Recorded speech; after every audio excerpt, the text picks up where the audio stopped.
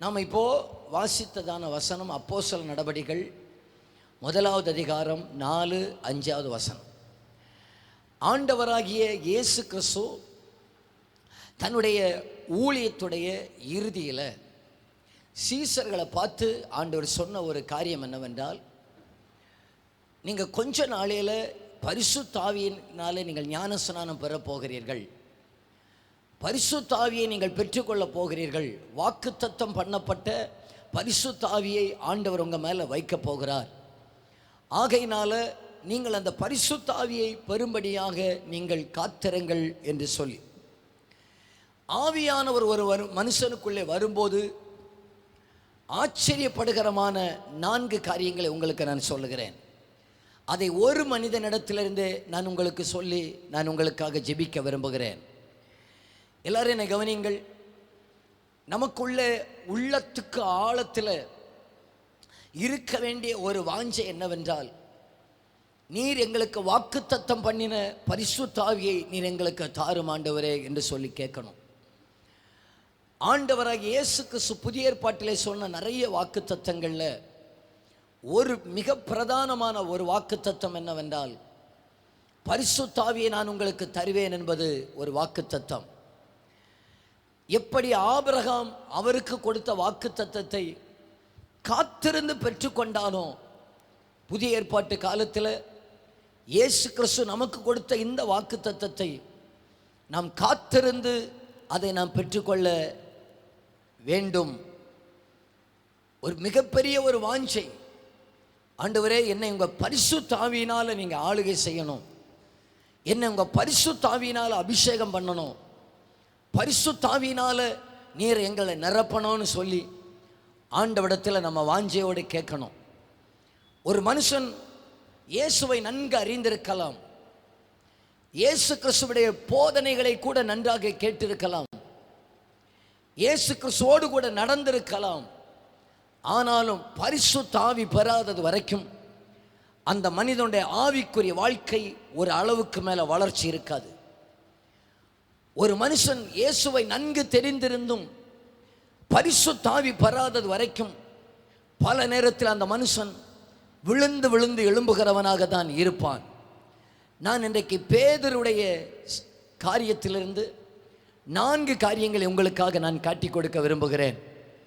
அந்த மனுஷன் பரிசுத்த ஆவி பெற்ற பிறகும் பரிசுத்த ஆவி பெறுவதற்கு முன்பாகவும் அவருடைய வீழ்ச்சிகளை எல்லாம் எப்படி ஆண்டவர் ஜெயமாக மாற்றினார் என்பதை நாம் தியானிக்க போகிறோம். நாம் இன்னைக்கு பல நேரத்தில் அந்தரங்கமாய் விழுந்து கிடக்கிறவர்கள் உண்டு, அந்தரங்கமாய் தடுமாறி கொண்டிருக்கிறவர்கள் உண்டு. வெளியே கிறிஸ்தவர்கள் தான், வெளியே ஆராதனைக்கு வருகிறவர்கள் தான், ஆனால் அந்தரங்கமாய் உள்ளுக்குள்ளே ஒரு விடுதலை இல்லை, உள்ளுக்குள்ளே ஒரு மாற்றம் இல்லாமல் தடுமாறி கொண்டிருக்கிறவர்கள் உண்டு. இப்படிப்பட்டவர்களுக்கு ஒரு ஜெயமான ஒரு கிறிஸ்தவ வாழ்க்கை வாழுவதற்கு உதவி செய்கிறவர் யார் என்றால் பரிசுத்த ஆவியானவர். அந்த பரிசுத்த ஆவியை குறித்து தெளிவை இயேசுவினிடத்திலிருந்து இந்த சீசர்கள் பெற்றுக்கொண்டதிலிருந்து அவர்கள் பரிசுத்த ஆவிக்காக காத்திருந்தார்கள், பரிசுத்த ஆவிக்காக ஜெபித்தார்கள். இப்பொழுது பரிசுத்த ஆவியை பெற்றுக்கொள்வதற்கு முன்பு பேதுருக்கு இயேசுவை தெரியாதா? நல்லா தெரியும். இயேசுவோடு கூட நடந்தாரா? நடந்தார். ஆனாலும் அவருடைய வாழ்க்கையில் இருந்த குறைகளையும் ஆவியினால அது நிறைவாக மாறினதை நான் உங்களுக்கு காட்டுகிறேன். முதலாவதாக மத்தேயு எழுதின சுவிசேஷம் 16வது அதிகாரத்தை எடுத்துக்கொள்ளுங்கள். மத்தேயு எழுதின சுவிசேஷம் 16வது அதிகாரம் 21-22 வசனத்தை வாசிக்கிறேன். அது முதல் இயேசு தாம் எருசலேமுக்கு போய் மூப்பராலும் பிரதான ஆசாரியராலும் வேத பாதகராலும் பல பாடுகள் பட்டு கொலையுண்டு 3ஆம் நாளில் எழுந்திருக்க வேண்டும் என்பதை தம்முடைய சீசர்களுக்கு சொல்லத் தொடங்கினார். அப்பொழுது பேதுரு அவரை தனியே அழைத்து கொண்டு போய், ஆண்டவரே, இது உமக்கு நேரிடக்கூடாதே, இது உமக்கு சம்பவிப்பதில்லை என்று அவரை கடிந்து கொள்ள தொடங்கினான். அவரோ திரும்பி பேதுருவை பார்த்து, எனக்கு பின்னாக போ சாத்தானே, நீ எனக்கு இடரலாய் இருக்கிறாய். தேவனுக்கு ஏற்றவைகளை சிந்தியாமல் மனுஷருக்கு ஏற்றவைகளை சிந்திக்கிறாய் என்றார். பாருங்க, ஆண்டவராகிய இயேசு கிறிஸ்து தேவனுடைய குமாரனாகிய கிறிஸ்து என்கிற வெளிப்பாடை இதே பேதுரு தான் பெற்றார். இப்போ இந்த வெளிப்பாடை பேதுரு பெற்றார் பார்த்தீங்களா? பெற்றதில் இருந்து அது முதல் ஆண்டவர் இந்த உலகத்திலே தான் வந்ததான நோக்கத்தை சீசர்களுக்கு சொல்லுகிறார். நான் பாடுபட போகிறேன், நான் மரிக்க போகிறேன், அடக்கம் பண்ணப்படுவேன் என்பதை குறித்தெல்லாம் சீசர்களுக்கு சொல்ல ஆரம்பிக்கிறார். இப்போ இந்த காரியம் பேதுருக்கு கொஞ்சம் நெருடலாக இருக்கிறது. என்ன இயேசுவே, இப்போதான் நாங்கள் உம்மை பார்த்தோம், 5 அப்போ 2 மீனை கையில் எடுத்து ஆசீர்வதிச்சா 5000 பேர் புருஷர்கள் மட்டும் சாப்பிட்டாங்க. அந்த அளவுக்கு இயற்கைக்கு அப்பாற்பட்ட ஒரு அதிசயத்தை உம்மால செய்ய முடிஞ்சிச்சு. நீர் மரிக்கிறதா? அது ஒன்றும் நடக்காது. இப்போதான் நாங்கள் பார்த்தோம். என்ன பார்த்தோம்? லாசருவை செத்து போய் 4 நாள் ஆனவரை உயிரோடு கூட எழுப்பினீர். நீர் இப்பொழுது மரிக்க போகிறீரா? நீரெல்லாம் மரிக்க கூடாது. நீர் பாடுபட போகிறீரா? நீரெல்லாம் பாடுபடக்கூடாது என்கிற மனநிலைமையில இருந்த இந்த பேதுரு, அப்போஸ்தலர் நடபடிகள் 2வது அதிகாரத்தில் வாசிக்க வேண்டாம், இவர்கள் காத்திருந்து செபித்ததினால பரிசுத்த ஆவியை ஆண்டவர் அவர்களுக்குள்ளே அனுப்புகிறார். பரிசுத்த ஆவியை அவர்களுக்குள்ளே அனுப்பினதுனால இப்போ எல்லாரும் 1 பேதுருடைய புத்தகத்தை எடுத்து வைத்துக் கொள்ளுங்கன்னா, ஒன்று அந்த பைபிள் ரோப் இருக்கு பார்த்தீங்களா, அதை அங்கே வச்சுக்கோங்க. ஒரு கையை மத்தையில் வச்சுக்கோங்க. 2 இடத்துல நம்ம மாறி மாறி பார்க்க போகிறோம். இதே பேதுரு, இயேசுவால் கடிந்து கொள்ளப்பட்ட பேதுரு, இதே பேதுரு, நீர் பாடுபட எல்லாம் கூடாது என்று சொன்ன பேதுரு, நீர் எல்லாம் இதெல்லாம் செய்யக்கூடாது என்ற பேதுரு, இப்பொழுது நிருபத்திலே அவர் என்ன தெரியுமா எழுதுகிறார்? நிருபத்திலிருந்து பல வசனங்களை நான் உங்களுக்கு காட்டுகிறேன். அவர் என்ன தெரியுமா சொன்னார்? 1 பேதுரு 2வது அதிகாரம் 19வது வசனத்திலே சொன்னார், ஏனெனில் தேவன் மேல் பற்றுதலாய் இருக்கிற மனசாட்சி நிமித்தம் ஒருவன் அநியாயமாய் பாடுபட்டு உபத்திரவங்களை பொறுமையாய் சகித்தால் அதுவே பிரீதியா இருக்கும். இந்த மனுஷன் தான் பாடுபடக்கூடாது என்று சொன்னவர் பரிசுத்த ஆவியினால அவருடைய மனநிலை மாறிவிட்டது. ஒரு தேவ பிள்ளைக்கு இந்த உலகத்திலே பாடு உண்டு என்கிற ஒரு கொள்கையை அவர் இங்கே எழுதுகிறார். இனி அதே பேதுரு 4வது அதிகாரத்தை பார்த்து பாருங்க. 1 பேதுரு 4:1 வாசித்து பாருங்கள். இப்படி இருக்க கிறிஸ்து நமக்காக மாம்சத்திலே பாடுபட்டபடியினால் நீங்களும் அப்படிப்பட்ட சிந்தையை ஆயுதமாக தரித்து கொள்ளுங்கள். ஏனெனில் மாம்சத்தில் பாடுபடுகிறவன் இனி மாம்சத்தில் இருக்கும் காலம் வரைக்கும் மனுஷருடைய இச்சைகளின்படி பிழைக்காமல் தேவனுடைய சித்தத்தின்படியே பிழைக்கத்தக்கதாக பாவங்களை விட்டு ஓய்ந்திருப்பான். அதே அதிகாரம் 13வது வசனம், கிறிஸ்துவின் மகிமை வெளிப்படும் போது நீங்கள் களிகூர்ந்து மகிழும்படியாக அவருடைய பாடுகளுக்கு நீங்கள் பங்காளிகளானதால் சந்தோஷப்படுங்கள். எல்லாரும் என்ன கவனிங்க, இதே மனுஷர் இதை எழுதினவர் தான் முதல்ல பரிசுத்த ஆவி பெறதுக்கு முன்னால சொன்னார், நீரெல்லாம் பாடுபடக்கூடாது, அதெல்லாம் சரியான டீச்சிங் கிடையாது, அதெல்லாம் எங்களுக்கு பிடித்தது கிடையாது. இப்போ ஆவியானவர் இவரை நிரப்பினதான நேரத்தில் கிறிஸ்துவின் ஆழங்கள் இவருக்குள்ளே வந்து விட்டது, கிறிஸ்துவின் எண்ணங்கள் இவருக்குள்ளே வந்து விட்டது, கிறிஸ்துவின் சிந்தை இவருக்குள்ளே வந்து விட்டது.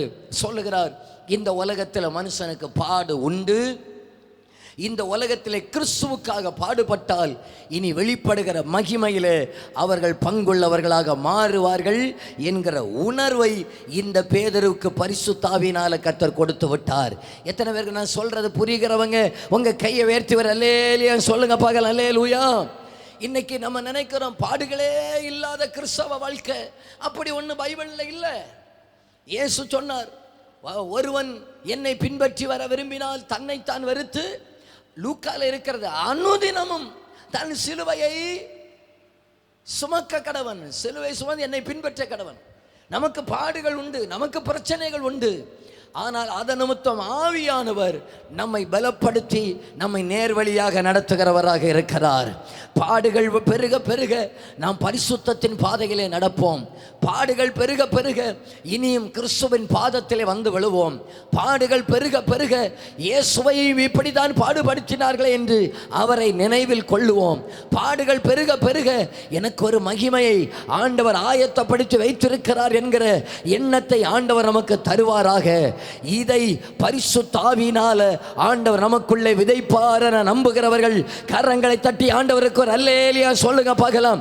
நான் கிறிஸ்துவுக்காக நியாயமாய் பாடுபட்டால் இவை எல்லாவற்றுக்கும் ஒரு பிரதிபலனை ஆண்டவர் தருவார். அவருடைய மகிமையிலே எனக்கு பிரதிபலனை தருவார். இந்த எண்ணத்தை பரிசுத்த ஆவி பெற்றவங்களுக்கு தான் ஆண்டவர் கொடுப்பார். பரிசுத்த ஆவி வருவதற்கு முன்பாக அவங்க என்ன தெரியுமா சொல்லுவாங்க?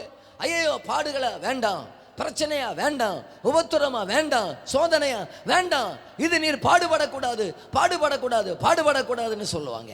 அல்லேலூயா, ஸ்தோத்திரம். இனி நம்பர் 2, ரெண்டாவதாக இங்க நீங்க கை வச்சுக்கிடணும். ஏன்னா இங்க கை வச்சுக்கிடணும். அங்க பின்னால வாங்க, பின்னால வாங்க. அதே பேதுருட்ட மத்தேயு எழுதின சுவிசேஷம் 26வது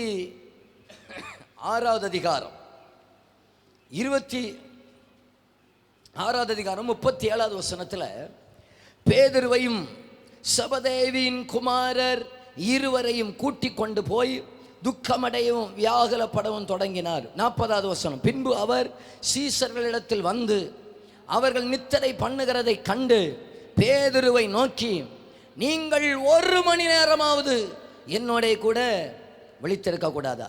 இந்த பாட்டு, இந்த சம்பவம் நமக்கு தெரியும். நானே உங்களுக்கு சம்பவத்தை சொல்லுகிறேன்.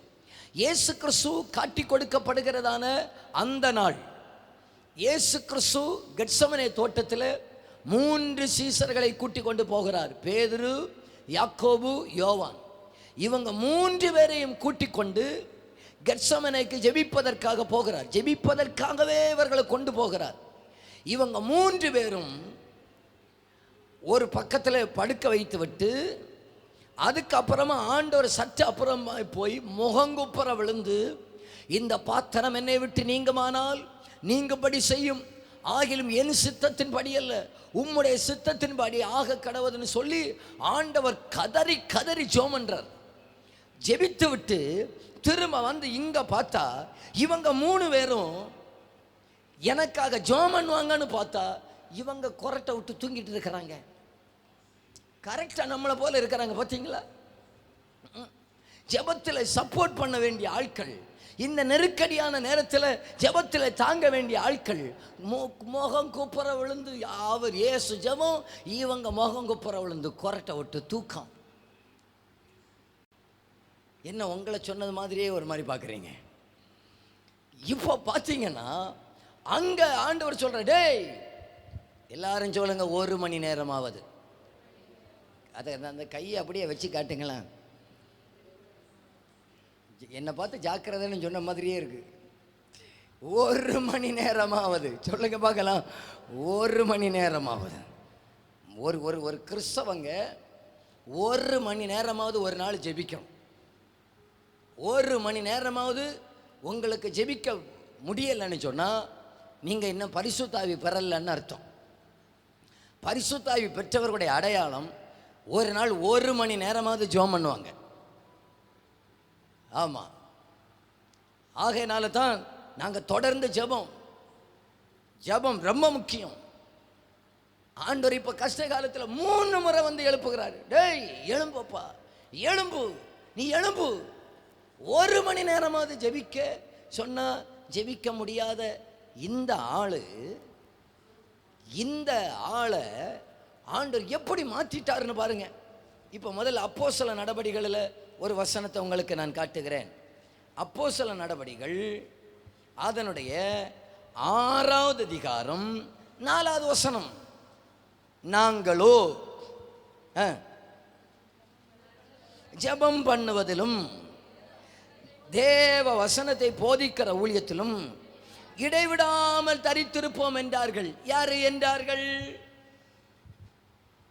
2வது வசனத்தில் இருக்கிற, அப்பொழுது வரும் சீசர் கூட்டத்தை வரவழைத்து, இப்ப என்ன கவனிங்க போதும்.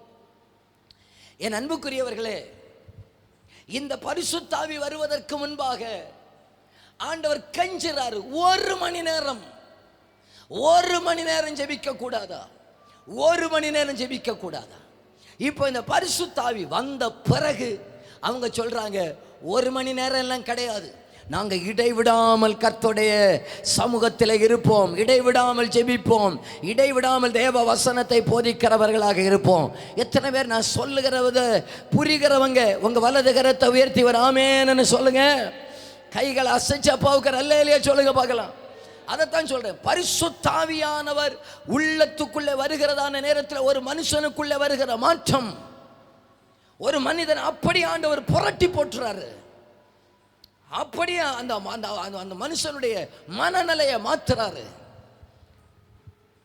நாம் இந்த வாரம் முழுவதும் பெண்கள் கூடுகையோ, பெண்கள் ஜபமோ, தனி ஜபமோ, எல்லா ஜபத்திலையும் இந்த வாரத்தில் அதிகமாக நீங்கள் கேளுங்கள், ஆண்டவரே எங்களை நம்முடைய பரிசுத்தாவியினால நிரப்பும். பேதுருவை நிரப்பின ஆண்டவர் நீர் எங்களையும் நிரப்புவீராக. பேதுருவை தொட்ட ஆண்டவர் எங்களையும் தொடுவீராக. இன்னைக்கு நம்ம அந்த கிமு கிபி மாதிரி ஆமு ஆப்பின்னு வச்சிருவோமே. அபிஷேகம் பெறுவதற்கு முன், அபிஷேகம் பெறுவதற்கு பின். இன்றைக்கு நம்முடைய அநேகர் அபிஷேகம் பெறுவதற்கு முன்னான பேதுருவை போல இருக்கிறோம். ஆண்டவர் தட்டி தட்டி எழுப்புறார், ஏமா எழும்புங்கம்மா, ஐயா எழும்புங்க, ஒரு மணி நேரமாவது விழித்திருங்க. நாமவோ சூழ்நிலைகளை காட்டி, பலவீனங்களை காட்டி, காரியங்களை காட்டி நாம் அப்படியே திரும்பவும் விழுந்துடுறோம், திரும்பவும் சோர்ந்து போயிடுறோம். ஆண்டவர் பார்க்கிறார், இவர்கள் இப்படியே விழுந்து கிடக்கிறது ஆண்டவருடைய விருப்பம் அல்ல. நாம் தகர்ந்து போய் கிடக்கிறது ஆண்டவருடைய விருப்பம் அல்ல. என் அன்புக்குரியவர்களே, சிலருக்கு ஜெபிக்கணுங்கிற ஆசை, தெய்வ சமூகத்தில் நேரத்தை செலவிடணும்னு ஆசை, ஆனால் முடியாமல் இருக்கிறீங்க பார்த்தீங்களா? உங்களை அப்படியே வைத்திருக்கிறது ஆண்டவருடைய திட்டம் அல்ல. உங்க மேல ஒரு ஆவியை ஊற்றி பேதுருவை தட்டி எழுப்பின ஆண்டவர் உங்களில் பலரை தட்டி எழுப்ப என் கர்த்தர் விருப்பமுடையவராக இருக்கிறார். உங்களில் பலரை உற்சாகப்படுத்த அவர் விருப்பமுடையவராக இருக்கிறார். நீங்களும் இடைவிடாமல் ஜெபிக்கிற பாத்திரங்களாக ஆண்டவர் உங்களை மாற்ற போகிறார். ஒரு 30 வினாடி 2 கையை தட்டி சொல்லுங்க பார்க்கலாம். பேதுரு மேலே இறங்கின ஒரு அபிஷேகம், சீசர்கள் மேலே இறங்கின ஒரு வல்லமை, சீசர்கள் மேலே இறங்கி வந்த ஒரு உன்னதத்தின் வல்லமை எங்கள் மேல, எங்க பிள்ளைகள் மேல, ஜெபிக்கிற பிள்ளைகளாய் மாறுவார்களாக. ஹல்லேலூயா. ஆவியானவரால் வல்லமையினால நிரப்பப்படுகிற பிள்ளைகளாய் மாறுவார்களாக. ஹல்லேலூயா. சாதாரண மனுஷனை அசாதாரண மனுஷனாய் மாற்றுகிற எங்கள் சர்வ வல்லமை உள்ள தெய்வமே, உம்முடைய அபிஷேகத்தின் வல்லமை எங்க பிள்ளைகள் மேல, வாலிபர்கள் மேல, பெரியவர்கள் மேல அளவில்லாமல் ஊற்றப்படுவதாக, ஊற்றப்படுவதாக, ஊற்றப்படுவதாக. எத்தனை பேர் வாஞ்சிக்கிறீங்க? சாதாரண பேதுருவை அபிஷேகத்துக்கு பிறகு அசாதாரணமானவராய் மாற்றினது போல நானும் இந்த காலத்தில் ஒரு அசாதாரணமான வாழ்க்கை வாழ விரும்புகிறேன்னு சொல்லுகிறவங்க உங்க வலது கையை வேற்றுங்க பார்க்கலாம். ஆண்டவரை பார்த்து சொல்லுங்க, ஒரு சாதாரண ஊழியத்தை செய்ய விரும்பல, ஒரு சாதாரணமாக ஜெபிக்க விரும்பல, நான் ஒரு அசாதாரணம், அந்த வார்த்தையை சொல்லுங்க, அசாதாரணமான ஒரு பலன், அசாதாரணமான ஒரு கிறிஸ்தவ வாழ்க்கை, ஆண்டவருக்காக பெரியதை செய்யணும், பெருசா செய்யணும், இடைவிடாமல் ஜெபிக்கிற அனுபவம், இடைவிடாமல் கதறுகிற அனுபவம், இடைவிடாமல் கண்ணீர் வடிக்கிற ஒரு அனுபவம். ஹல்லேலூயா. அது ஆவியினாலே எங்களுக்கு தாரும் ஆண்டவரே. பலத்தினாலும் அல்ல, பராக்கிரமத்தினாலும் அல்ல, கர்த்தருடைய ஆவியினாலே எல்லாம் ஆகும். ஆவியானவர் உங்களுக்குள்ளே வரும்போது நீங்க நினைக்கலாம் என்னால முடியாது. ஆண்டவர் சொல்கிறார், உங்களால் முடியும், உங்களால் ஆகும் என்று கர்த்தர் சொல்லுகிறார். அல்லேலூயா சொல்லுங்க. எத்தனை பேர் உற்சாகமாக இருக்கிறீர்கள்? அவங்க அப்பாவுக்கு ஒரு கை தட்டு கொடுத்து ஆமேன்னு சொல்லுங்க பார்க்கலாம். கையை தட்டி ஆமேன்னு சொல்லிடுங்க. நன்றி. 3 மத்தேயு எழுதின சுவிசேஷம் 17வது அதிகாரம். மத்தேயு எழுதின சுவிசேஷம் 17வது அதிகாரம். அதில் 3, 4, 5 வசனங்கள். அப்பொழுது மோசையும் எலியாவும் அவருடைய பேசுகிறவர்களாக அவர்களுக்கு காணப்பட்டார்கள். அப்பொழுது பேதுரு இயேசுவை நோக்கி, ஆண்டவரே, நாம் இங்கே இருக்கிறது நல்லது. உமக்கு சித்தமானால் இங்கே உமக்கு ஒரு கூடாரமும் மோசைக்கு ஒரு கூடாரமும் எலியாவுக்கு ஒரு கூடாரமுமாக 3 கூடாரங்களை போடுவோம் என்றார். போதும். எல்லாரும் என்ன கவனிங்க. இந்த மத்தேயு 17வது அதிகாரத்தில் இந்த மனுஷன் ஒரு வித்தியாசமான மனுஷன் தான். கேட்டீங்களா? பேதுரு சரியா சொல்ல போன ஒரு யதார்த்தமான ஒரு ஆள். எனக்கு உண்மையிலே புதிய ஏற்பாட்டில் பேதுரு எனக்கு ரொம்ப பிடிக்கும். சொல்ல வேண்டியதை நேரே சொல்லுவார், செய்ய வேண்டியதை நேரே செய்வார். ஆமாம், ஒரு மறுதளிக்கிறதா இருந்தால் தப்பணும்னு நினச்சாச்சுன்னா வேலைக்காரிக்க காலில் நிலம் விழுந்து தப்பி ஆள் எழுப்பி போயிடுவார். எப்படியாவது ஒரு சாதாரண நம்மை போல ஒரு மனுஷன். இந்த பேதுருவை இன்னொரு கட்டத்திலே ஆண்டவர் கூட்டி கொண்டு, பேதுரு யாக்கோபு யோவானை கூட்டி கொண்டு ஜெபிப்பதற்காக போகிறார் மறுரூப மலையில். அங்கே ஜெபிக்க போறதான நேரத்தில் இவங்க தூரத்தில் நிற்கிறாங்க, இயேசு அங்கே ஜெபிக்கிறார், அங்கே மறுரூபமாகிறார். மோசையும் எலியாவும் அங்கே வந்து இயேசுவோடு கூட பேசி கொண்டிருக்கிறத பார்க்குறாங்க இவங்க. இயேசு இப்போ ஜெபம் எல்லாம் முடிச்சு கீழே வந்த உடனே மனுஷன் சொல்கிறாரு, இயேசுவே, நாம் இங்கேயே இருப்பது ரொம்ப நல்லது. எவ்வளவு நல்லா இருக்குது பார்த்தீங்களா? உமக்கும் அப்பப்போ போய் மோசையை பார்த்துட்டு வரலாம், உமக்கும் அப்பப்போ போய் எலியாவை பார்த்துட்டு வரலாம். நீர் மோசையும் எலியாவும் பார்ப்பீரு, நாங்கள் அதை தூரத்தில் இருந்து பார்ப்போம். நாங்கள் இப்படியே பார்ப்போம். நீர் மோசையும் எலியாவும் பார்ப்பீரு, நாங்கள் அதை தூரத்துலேருந்து பார்ப்போம். நாங்கள் அப்படியே உங்கள் மகிமையை பார்ப்போம், உங்கள் முகத்தை பார்ப்போம். என்ன அழகாக இருக்குது. ஆகையினால நமக்கு ஒரு காரியம் செய்வோம். எனக்கு இதுவரைக்கும் மீன் பிடிச்சிக்கிட்டு இருந்த எனக்கு இப்போ கூடாரம் போடுறதுங்கிற புதிய வேலையை நான் ஆரம்பிக்கிறேன். அந்த வேலை என்னவென்றால், உமக்கு ஒரு கூடாரம், மோசைக்கு ஒரு கூடாரம், எலியாவுக்கு ஒரு கூடாரம். இனி இந்த ஆளுவை வந்தால் சும்மா வந்து போய் இருக்க வேண்டாம், அவர்களை பிடித்து இந்த கூடாரத்திலே இருக்க வைத்துவிடும். நம்ம இங்கேயே உட்காருவோம், இங்கேயே கூடாரம் போடுவோம். நான் சொல்கிறது புரியுதா உங்களுக்கு? இங்கேயே கூடாரம் போடுவோன்னு சொன்ன ஆண்டவர் பார்த்தாரு, ஐயோ இவனை வச்சு என்ன செய்கிறதுக்கு, இங்கேயே டெண்ட் அடித்து படுக்கிறதுக்கா இவனை பிடிச்சி நம்ம ரட்சித்தோம், இங்கேயே வச்சிருக்கிற இவனை நம்ம ரட்சித்தோம், இங்கேயே வச்சிருக்கிறக்கா இவனை வேறு பிரித்தோம். பார்த்தாரு, வாடி வா, ஒரு நாள் உன் மேலே பரிசுத்த ஆவியை ஊத்துறேன், அப்போ நீ எங்கே கூடாரம் வைக்க போகிறன்னு உனக்கு உன் மனநல மாறுதா இல்லையான்னு பாரு. இப்போ பார்த்தாரு, இங்கேயே கூடாரத்தை தப்பி நடந்த மனுஷனுக்கு மேலே பரிசுத்த ஆவியை ஊற்றினார் பாருங்க. இப்போ பேதுருவில் வந்துடுங்க. பேதுருவின் புத்தகம் 2 பேதுருவில் வாங்க. 2 பேதுரு 1வது அதிகாரம் 13, 14, 15 வசனத்தை வாசிக்கிறேன். நீங்களும் சேர்ந்து வாசிங்க. நம்முடைய கர்த்தராகிய இயேசு கிறிஸ்து எனக்கு அறிவித்தபடி நான் என் கூடாரத்தை விட்டு போவது சீக்கிரத்தில் நேரிடும் என்று அறிந்து இந்த கூடாரத்தில் நான் இருக்கும் அளவும் உங்களை நினைப்பூட்டி எழுப்பி விடுவது. எடுக்கலையோ? எடுக்கலன்னா அந்த டிஸ்பிளே பார்த்து அது வாசிங்க. உங்களை நினைப்பூட்டி எழுப்பி விடுவது நியாயம் என்று எண்ணுகிறேன். மேலும் நான் சென்று போன பின்பு இவைகளை நீங்கள் எப்பொழுதும் நினைத்து கொள்ள ஏது உண்டாயிருக்கும்படி பிரயத்தனம் பண்ணுகிறேன். நான் சென்று போன பின்பு என்ன வார்த்தை இருக்கு இல்லையா, அந்த வார்த்தை அண்டர்லைன் பண்ணி வச்சுக்கிடணும். நான் சென்று போன பின்பு அதுக்கு என்ன அர்த்தம்னா, ஒரு பிரயாணம் பண்ண போகிறேன். அதாவது நான் இங்கேருந்து கிளம்பி ஒரு வெளிநாட்டுக்கு போன பின்பு நான் உங்களுக்கு திரும்ப லெட்டர் எழுதுவேன்னு சொன்னது போல, அங்கே சென்ற பிறகு கூப்பிடுகிறேன் என்று சொன்னது போல, இப்போ பேதுரு சொல்லுகிறார், நான் சென்று அந்த கூடாரத்துக்கு போன பின்பு, இந்த கூடாரம் அது இந்த சரீரத்தை சொல்றார், இந்த கூடாரத்தில் நின்று நான் தவிக்கிற ஒரு காரியம் என்ன, அங்கே போக போகிறேன், சென்று போன பின்பு. இப்போ இவருடைய மனநிலையெல்லாம் மாறியாச்சு. இதுவரைக்கும் மோசைக்கு கூடாரம் போட நின்னவர், இதுவரைக்கும் எலியாவுக்கு கூடாரம் போட நின்னவர், இதுவரைக்கும் இயேசுவுக்கு கூடாரம் போட நின்னவர். இப்போ சொல்றாரு, இந்த கூடாரமே நிலையானது கிடையாது, நான் இன்னொரு கூடாரத்துக்கு நேராக போக போகிறேன்.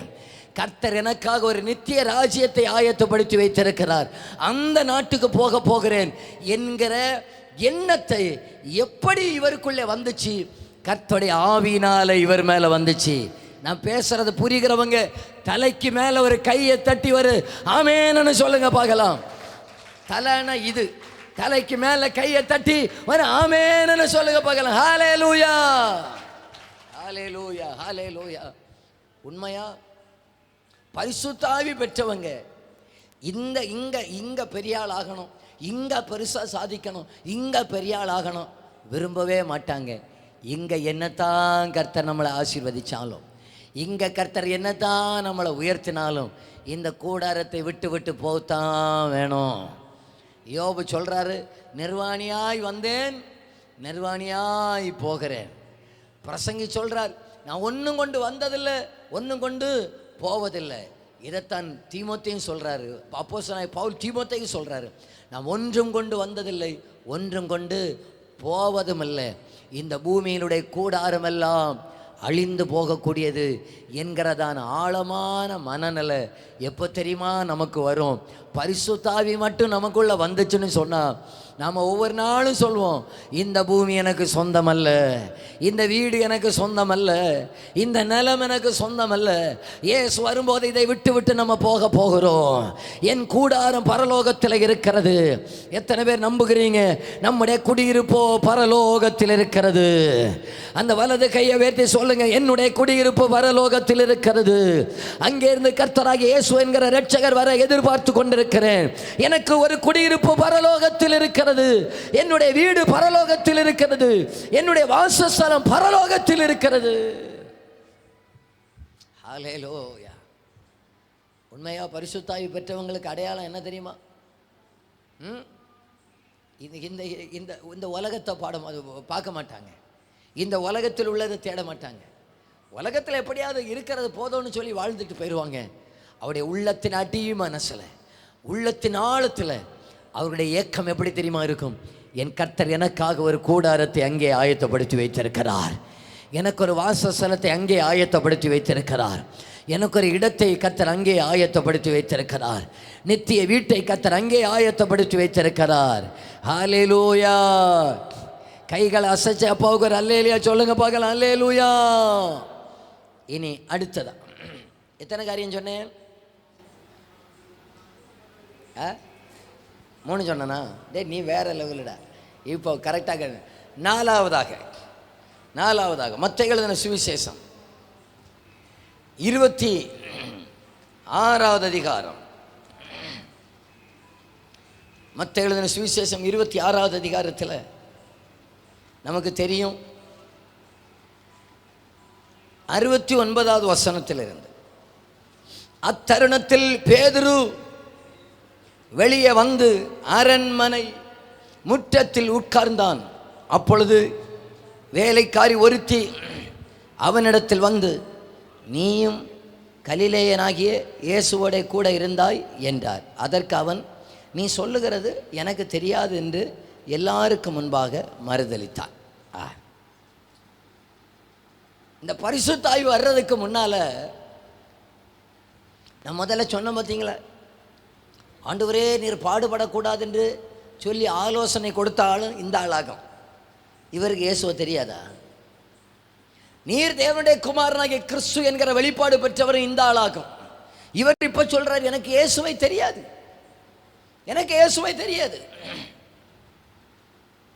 மறுரூப மலையில மோசையும் எலியாவும் இயேசுவோடு வந்து ஜெபித்ததை கண்டவர் இப்ப சொல்றாரு, எனக்கு இயேசுவை தெரியாது.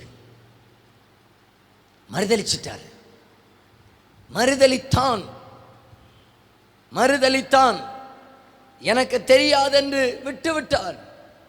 கீழே பார்த்தீங்கன்னா 72வது வசனத்தில், அவனோ அந்த மனுஷனை நான் அறியேன் என்று ஆணையிட்டு மறுபடியும். நீங்க எப்படி எல்லாம் ஆணையிடுவீங்க? சத்தியமா எனக்கு தெரியாது. நம்ம கன்னியாகுமரி மாவட்டத்தில் சொல்லுவாங்க, அம்மையான எனக்கு தெரியாது, என் பிள்ளையான எனக்கு தெரியாது. வேற அதுக்கு மேலே போகாமல் இருப்பது நல்லது. என்னென்ன ஆணையிடமோ எல்லா ஆணையிடும். கிறிஸ்தவங்க சொல்றது வேண்டாம், பைபிளை எடுத்துட்டு வாங்க. இந்த பொய் ஆணை எல்லாம் இடுறதான நேரத்தில் மட்டும் பைபிள் மட்டும் போச்சுன்னு வச்சுக்கிடுங்க. என்னை நிறைய பேர் வீட்டில் பைபிளே இருந்திருக்காது. பைபிள் வச்சுட்டு எத்தனை ஆணை போட்டு அநியாயமா இவ்வளோ ஆணையெல்லாம் போட்டு சொல்றாரு, எனக்கு தெரியாது தெரியாது தெரியாது. முதல்ல சொன்னது தெரியாது, பொய். இப்போ அடுத்த கட்டமாக கொஞ்சம் சத்தியமாக ஆணையிட்டு தெரியாது. இனி அடுத்து பாருங்க, 74வது வசனம். அப்பொழுது அவன் அந்த மனுஷனை அறியேன் என்று சொல்லி சபிக்கவும் சத்தியம் பண்ணவும் தொடங்கினான். அடுத்து சொல்றாரு, அந்த மனுஷனா அவனா நாசமா போனவன். வேற என்னெல்லாம் சொல்லுவீங்க, கொஞ்சம் சொல்லி தாங்கலாம், பாயிண்ட் எடுத்து தாங்க. அந்த மனுஷனா வழங்காதவனாக்கும், அப்படியாக்கும் இப்படியாக்கும், சபிட்டு சபிட்டு. ஐயோ, கொஞ்சம் மனசை பாருங்க. 5 அப்பத்தை 2 மீனையும் ஆசீர்வதித்து இவருக்கு கையில் கொடுத்து, இவர் எப்படியும் ஒரு 10, 300, 400 பேருக்கு இவரே வளம்பியிருப்பார். இப்போ இவர் சொல்கிறாரு எனக்கு தெரியாது, சபிக்கிறாரு, சத்தியம் பண்ணுறாரு. தேவனுடைய குமாரனாகிய கிறிஸ்து என்கிற வெளிப்பாடை வாங்கி உலகத்துக்கு தந்தவர் சொல்றாரு தெரியாது தெரியாது தெரியாது என்று மறுதளித்தவர் மேல ஆண்டவர் பார்த்தாரு, மறுதளிச்சிட்டான்னு சொல்லி தள்ளவா செஞ்சாரு. என்னால் அந்த மனுஷனை பார்த்தாரு, டேய் உன்னால இவ்வளவுதான் முடி, உன்னுடைய மாம்சத்தினால இவ்வளவுதான் முடி, உன்னால இவ்வளவுதான் செய்ய முடியும். இந்த மாமிசத்தை நம்பி வாழ்கிறவங்களால இவ்வளவு தான் செய்ய முடியும். இப்போ ஆண்டவர் சொல்கிறாரு, எல்லாம் நடக்கட்டு, மறுதளிச்ச பற்றி அதே எருசலேமில் போய் காத்திருந்துங்க, ஓடிப்போ. அங்கே போய் காத்திருந்த 10 நாள் காத்திருந்தார். பரிசுத்த ஆவியானவர் அவர் மேலே வந்திறங்கினார். ஆவியானவர் அவர் மேலே வந்திறங்கினார். இப்போ எந்த இடத்துல மறுதளித்தாரோ அந்த இடத்துல எழும்புகிறார். எந்த இடத்துல சபித்தாரோ அந்த இடத்துல எழும்புகிறார். எழும்பி சொல்லுகிறார், ஜீவாதிபதியை கொலை செய்தீர்கள், அதற்கு நாங்கள் சாட்சிகளாக இருக்கிறோம். மரத்திலே நீங்கள் அறைந்ததான கிறிஸ்து உயிரோட கூட எழும்பினார் என்பதற்கு நாங்கள் சாட்சிகளாக இருக்கிறோம். இப்ப எல்லாரும் என்ன கவனிங்க, நான் முடிக்கிறேன். மாம்சத்தை நம்பினால் முடிவில் மறுதளித்து அவ்வளவுதான் செய்ய முடியும். ஆவியை நம்பினால் இப்போ என்னத்தான் அடித்தாலும் என்னத்தான் உதைச்சாலும் கடைசியில் பார்த்தீங்கன்னா சிலுவையில் பெருக்கல் வடிவிலையான சிலுவையில் கொண்டு விட்டு தலைகீழாக உன்னை அறைய போகிறோம் என்று சொல்லுகிறதான நேரத்திலையும், உன்னை இந்த பெருக்கல் வடிவிலையான சிலுவையில் அறைய போகிறோம் என்று சொன்னதான நேரத்திலையும், என்னை நேராக அறையாதிருங்கள், என்னை தலைகீழாக அறையுங்கள் என்று சொல்லி ஒப்பு கொடுத்தவராக இந்த பேதுரு. அந்த அளவுக்கு பலனை எங்கே இருந்து வந்தது என்று சொன்னால் பரிசுத்த ஆவியினால. மறுதளித்தவர் இப்ப ஆண்டவருக்காக எழுந்து நிற்கிறார் வைராக்கியமாக.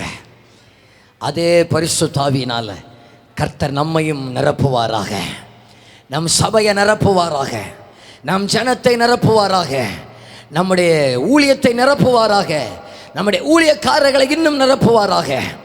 எந்த இடத்துல எழும்ப முடியாமல் நிற்கிறீங்களோ, எந்த இடத்துல பிரகாசிக்க முடியாமல் நிற்கிறீங்களோ, ஆவியானவர் உங்களை நிலைநிற்க செய்வாராக, ஆவியானவர் உங்களை உயிர்ப்பிப்பாராக.